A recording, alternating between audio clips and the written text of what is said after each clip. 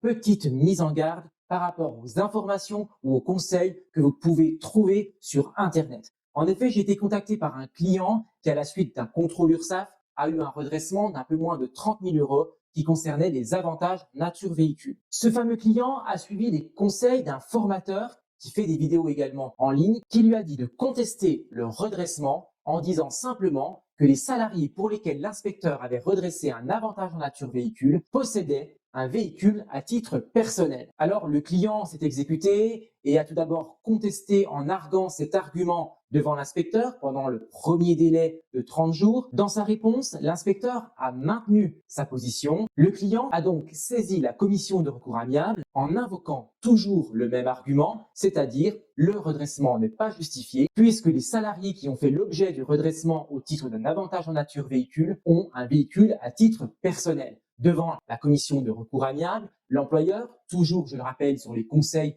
de ce formateur, a fourni une copie de la carte grise au nom des salariés concernés par le redressement. Sans surprise, la CRA a suivi la position de l'inspecteur et ce, à juste titre. En effet, contrairement à ce que ce consultant a pu conseiller à mon client, le fait d'avoir un véhicule à titre personnel n'est absolument pas un motif valable pour contester un redressement concernant les avantages en nature véhicule. Comme vous le savez, j'ai été inspecteur URSSAF pendant plus de 10 ans et le redressement concernant les avantages en nature véhicule est l'un des plus courants. On m'a souvent opposé cet argument, le fait, oui, mon salarié a un véhicule à titre personnel, donc il n'utilise pas le véhicule mis à sa disposition par l'entreprise sur son temps personnel. Est-ce vraiment une preuve en soi?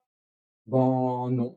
J'ai toujours maintenu mes redressements sur ce point lorsque le seul argument était mon salarié a un véhicule à titre personnel. Ce peut être un second véhicule utilisé par le conjoint ou la conjointe du salarié et cela ne suffit pas à prouver que le véhicule mis à disposition par l'entreprise n'est pas utilisé à titre personnel par le salarié. Alors, 3 conseils pour ne pas te faire avoir par les fausses informations sur le contrôle URSSAF ou sur l'URSSAF en général. Premier conseil, ne te fie pas à l'expérience du cousin, de la tante, du voisin. Chaque contrôle URSSAF est différent. Il dépend de la situation de l'entreprise, de son activité, des redressements qui sont notifiés. Bref, ce qui s'est passé pour l'un ne se passera pas forcément de la même manière pour toi. Deuxième conseil, fais attention aux experts improvisés. Sur Internet, tout le monde a un avis, mais très peu savent comment ça marche. Une vidéo ou un post choc n'est pas synonyme de vérité. Enfin, troisième conseil, fais appel à un professionnel qui a l'expérience du terrain et qui peut t'apporter des conseils fiables et adaptés à ta situation.